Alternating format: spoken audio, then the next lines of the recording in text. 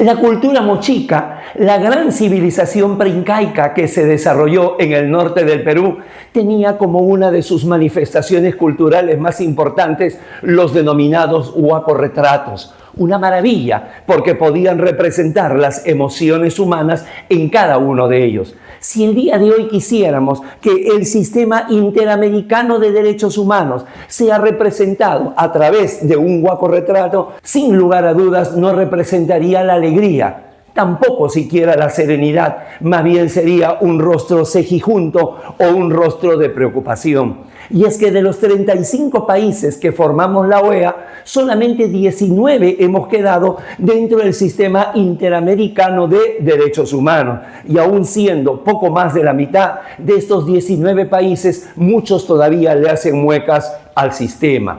Podemos enumerar muchas razones para ello. Sin embargo, para nosotros existe una principal. Ese divorcio, esa disociación que existe entre lo que señala la Convención Americana de Derechos Humanos por un lado y lo que señalan las constituciones nacionales por otro. En los siguientes minutos analizaremos estos factores. Soy Guido Aguilar-Grados, docente de GACAL, y quiero presentarles una nueva entrega de Tribuna Constitucional, Convención Americana de Derechos Humanos y Constituciones Nacionales. Divorcio. Sean todos bienvenidos.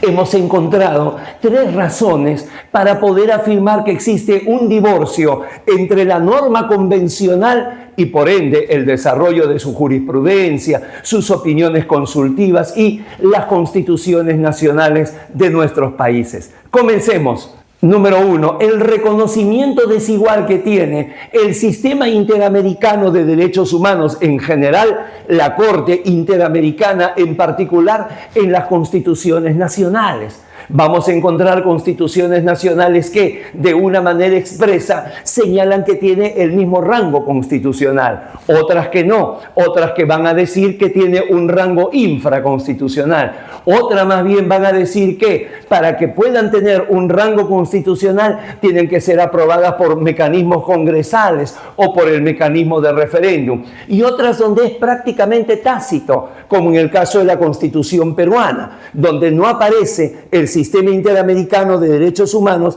a lo largo de sus 206 artículos, pero aparece al final. Hay que rebuscarlo en la 4ª disposición final y transitoria como un ente interpretativo.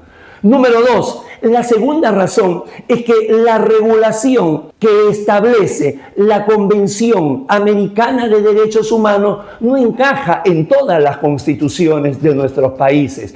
El ejemplo más nítido puede ser en el artículo más importante referente a la protección de los derechos humanos, que es el artículo 25º, inciso primero, donde señala de que todos los países deben brindar a los ciudadanos un recurso rápido, sencillo u otro igualmente efectivo para la protección de sus derechos, sean constitucionales o sean convencionales. Hasta ahí todo bien. Sin embargo, en la segunda parte del artículo señala que estos recursos pueden interponerse inclusive contra autoridades en ejercicio de sus funciones. Con lo cual, por ejemplo, hay países como el Perú, donde ha abrazado la totalidad de este artículo y tenemos un amparo amplísimo que procede contra resoluciones judiciales, procede contra normas legales. En cambio, por ejemplo, países como Argentina no toleran, no tienen regulado el amparo contra resoluciones judiciales,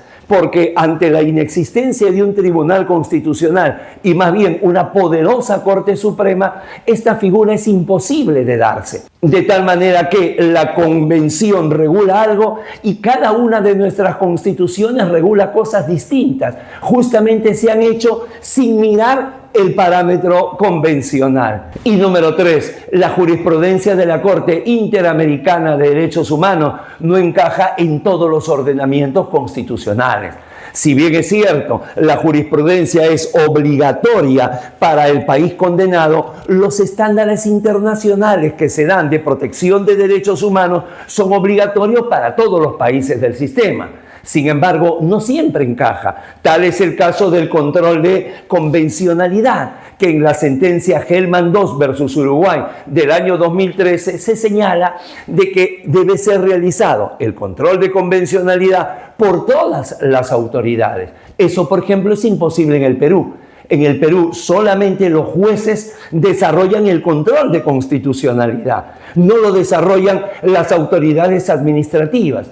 Entonces, si hay autoridades que no pueden ejercer ese control de constitucionalidad, menos pueden realizar el control de convencionalidad. El mismo doctor Sergio García Ramírez, creador del rótulo de control de convencionalidad, era un convencido que solamente debían desarrollarlo los jueces. Sin embargo, la Corte en un determinado momento, con un gran entusiasmo, lo extendió a todas las autoridades, generando todo un desorden y confusión. De tal manera que este divorcio que existe entre lo que señala la Convención Americana de Derechos Humanos y las constituciones nacionales descansan sobre estas tres razones mencionadas, que las resumimos en el siguiente cuadro EGACAL.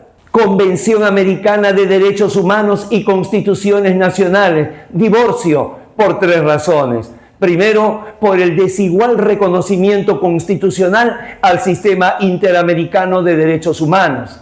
Segundo, porque la regulación de la Convención Americana de Derechos Humanos no encaja, no coincide, no empalma con todas las constituciones.